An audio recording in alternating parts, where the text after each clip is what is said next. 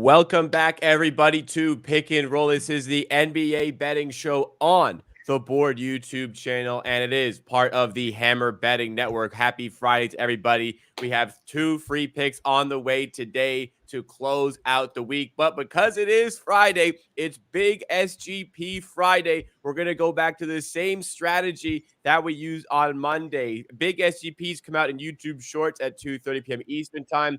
If you want them on the live show today, however, we need 87 likes or more from the stream, and we will give it out on the live show. So you can grab it early before anybody who's watching in the shorts version will be able to go and grab that. We have a plus 295 Big SGP waiting in the background. So smash that like button to support the channel, support the stream, and subscribe as well for all the shows we have on the network. No content yesterday. There was no NBA game, so this show did not need to go live. And unfortunately, we had a scheduling issue for the 2:30 p.m. show, so that will be back next week with myself and Kirk Evans. But I see 76 people in chat. We're already up to 51 likes, so we just need 36 more, and we get to our goal. But let's give out the 2 picks that we have in advance for today and start out with 2 SGPs. First one is MGM. Second one is 365, or you could take FanDuel or DraftKings if you have those available to you.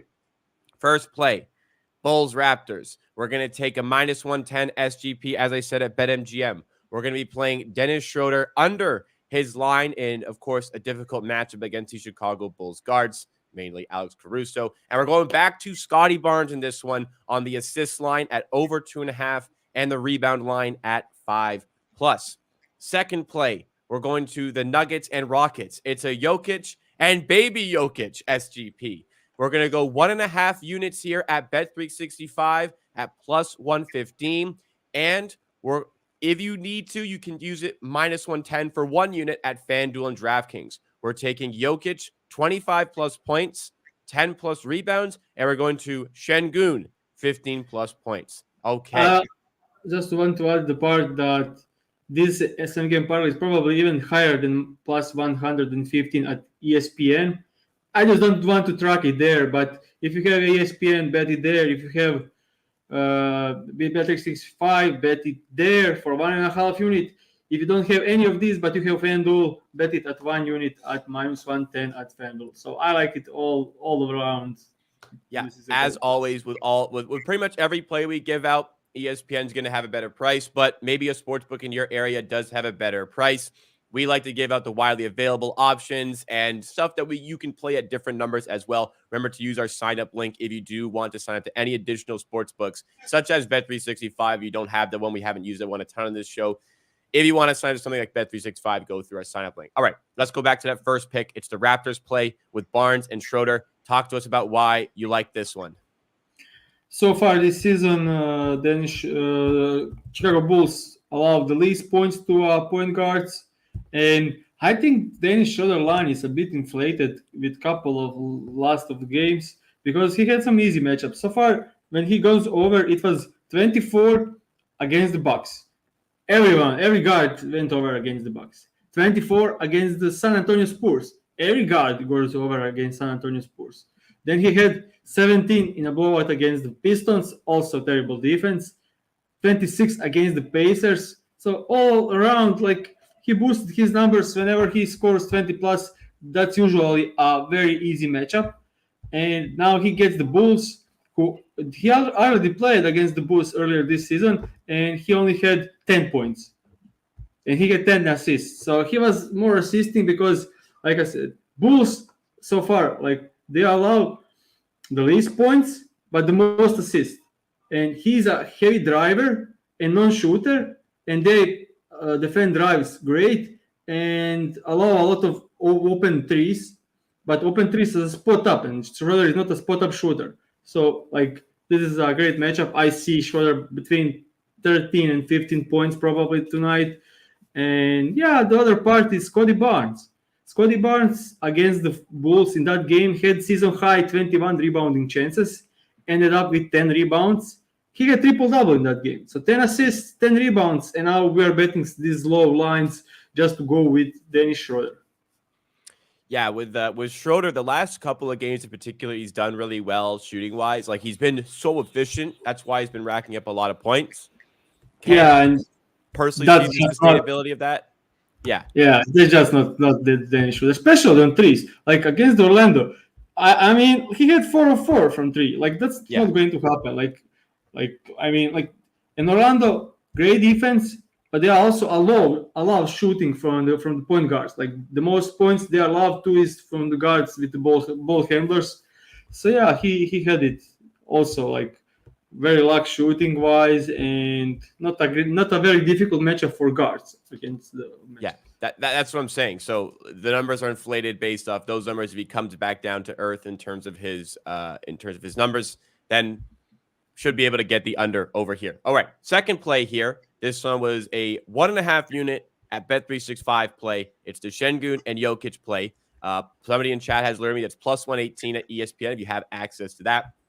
If you don't, widely available, FanDuel, DraftKings, minus 110, 1 unit, A-OK to play as well. Pips, tell us about this play, why you're going Jokic and the baby Jokic on SGP. I'll prefer to go with Alperen Şengün. So Alperen Şengün had first game of the season was a blowout against Orlando Magic, and he didn't play in the fourth. Scored 14 points, so he was 1 point short of covering this. Then he had 12 straight games covering this line. Before the last game where he struggled a bit against the Memphis, with Jaren Jackson was doing a lot of helping on Alperen Şengün, and it was also a blowout. So he still scored 11 points. So like the first game against the Denver Nuggets, Şengün had 23 points. It was Jokic deep drop coverage. So Şengün had free throws like pick and roll with Fred VanVleet, pocket pass to Şengün, wide open Şengün from free throw extended, from free throw lines, from like whenever he got the ball, Jokic was just sacked back off and let him shoot. And when he's posting up against Gordon or Jokic, he's getting single coverage. So that's just, even with Jokic size, no way he can stop Şengün one-on-one. He's just too skilled inside, and we saw it in the last game where he scored 23 points. The second part of this bet is Nikola Jokic. Last game against the my Houston Rockets, 36 points and 21 rebounds. So like almost doubling the lines over. The thing is, very interesting stuff. They were defending him single coverage, one-on-one against Alperen Şengün. And I must say, Alperen Şengün did a pretty good job defending Nikola Jokic. But when you have Nikola Jokic single coverage, he's taking 25 field goals. Like, you can be the best in the world. You can stop Jokic from scoring 25 points in a single coverage, especially with Şengün. He did a great job with strength, but he's too small for Jokic, and Jokic had wide open hooks over him inside the deep post the entire game. And Jokic missed some bunnies and still ended up scoring 36 points. On the other side, Rockets are the best transition defense, and they are especially careful against the team that has Nikola Jokic. So they are not contesting offensive rebounds, they are running back. So Jokic had wide open rebounds entire game, without contesting. So he ended up with 21 rebounds. And on the other side, he's too big for Şengün, and he will grab over him like 3 to 4 rebounds for sure, and put a couple of putbacks. So if you take a look on the season, like some teams heavily double teamed Nikola Jokic this season, and if you take a look at the numbers, he still went over this line in 11 out of 12 games, 25 plus points. So it's single coverage of Şengün. I love Şengün, and he did a good job, but he's not stopping Jokic going over 25 points. Denver on the road should be a close game. Last time Rockets won. So Jokic had triple-double with 36, 21, and 13, and Rockets won. So I think this is a close game, and when it's a close game, it's Jokic time. So I really love this bet, so that's why I went with 1.5 unit on it. Okay, makes sense on that front as far as the handicap goes. As always with these plays, we try to give. So for this one, we recognize ESPN 365. Not everybody has that. We give you the option as well for some other sports books associated with it. Yeah. FanDuel, DraftKings as well. We're trying to make it the best for everybody. Yeah, this is the bet that's widely available because I use the milestone lines 25, 15, and 10. So every bookie has it. The difference is between the price. So shop around, find the best you can, and bet it. All right, so we need 87 likes for that extra play. We're 14 likes away from hitting the bonus bet. Before we get to that point, hopefully we can get to that number. Let's talk about the previous day's bets, which would be Wednesday in this case, because there were no games yesterday. Unfortunately, for the first time in a while, we have like a true losing day in terms of the record, and it was a 1-2 day. We got, I think you could maybe call it a hook on the Sabonis play. It was 9 rebounds. We needed 10 rebounds, and he would have covered. Shea, on the other hand, is the other loser where he goes way over on the points. Other play was Scotty Barnes on the winner. But when I talked to us about the Shea Gilgeous-Alexander matchup against the Bulls, you had some words against the Bulls on Twitter. So they were defending him initially with Caruso, which is kind of, I was like expecting that. So Caruso and some helps on the nails prevent Shea from getting to his spots. And first quarter, he had 10 points. He hit some unbelievable shots. Like, if you have a chance, go watch it. Like, it was some like prime Michael Jordan, some fading away mid-range stuff, like very difficult shots over the backboard. Just amazing scoring wise, but defense was great in the first quarter. Then later into the game, they started switching Kobe White on Shea, and do I need to say anything? Like, he could. Yeah. Also, Bulls went into the bonus early in almost every quarter that Shea played. So he was drawing fouls, non-shooting fouls. He'll just crash into the guy, and they will just give him free throws. And he had 32 with 2.5 minutes left, and he got to the 40 because Bulls were just fouling and trying to score on the other side. It was like fouling late into the game, so close to. It looks like terrible, like 40 points, but it was very close to covering. Like he was, if like it was 10-point game, and if the Thunders make one more shot, they won't be able to start fouling. They fouled him 4 times. So he had 8 points out of just fouling late into the game, like fouling on purpose to put him on the line to try to go back into the game. So yeah, I mean, I think it was a good bet. Just didn't expect Bulls to be so like terrible team. I mean, that's probably on me because they suck. Understood over there. So bonus play, I mean, he comes 1 rebound away. He had 9 for like a good period of the fourth quarter. What happened kind of late on in that game that stopped Sabonis from getting just that 1 rebound we needed? I actually expected to be a winner because I expected stat correction from the game because I saw 3 questionable rebounds down the road, and they didn't change it. So unfortunate, but it was Trey Lyles. I didn't even expect him to play. He was late, like in guy. He came to the game. I think he had 9 rebounds, all defensive rebounds. He was out there, and Sabonis was just boxing out Jonas, and Trey Lyles got all the rebounds. Like, he will just, yeah, he's a good rebounder. And I saw Keegan Murray out, so I expected like he's the second best rebounder. So Sabonis will have even more. He had 17 rebounding chances. Usually that's 11 or 10 or 11 rebounds for Sabonis. Just didn't grab them. And yeah, I mean, now he goes way over on the points, and yeah, it's just Sabonis stuff. And yeah, we were 1 rebound away from another winning day, and it is what it is. Like, yeah, it's things like that are going to happen. We appreciate it, but we have hit our goal of 87 likes for 88 and counting. Thank you so much, everybody, for the support. Big SGP on the way just a minute. The winning play was the Scotty Barnes SGP. This one took him a while. He got the assists and rebounds relatively easily. The points took a little bit of time, and he was inefficient in this one, but he still covered. Yeah, why don't you tell us about this one? I know you're watching. I mean, you were watching too, so yeah, I was watching. So many bunnies in the second half, and the first half just way too passive for the leap he's taking. He was way too passive in the first half. Like, that just on this team, like which OG, Siakam, Puelto, Schroeder, I think he needs to be a guy with 20 field goal attempts a game, at least 18 Yeah. plus. So he had 5 in the first half. Yeah, Part of that's it just was Siakam was balling. yeah. Siakam had 36, heavy usage first half. But yeah, you could still get Scotty Barnes more involved.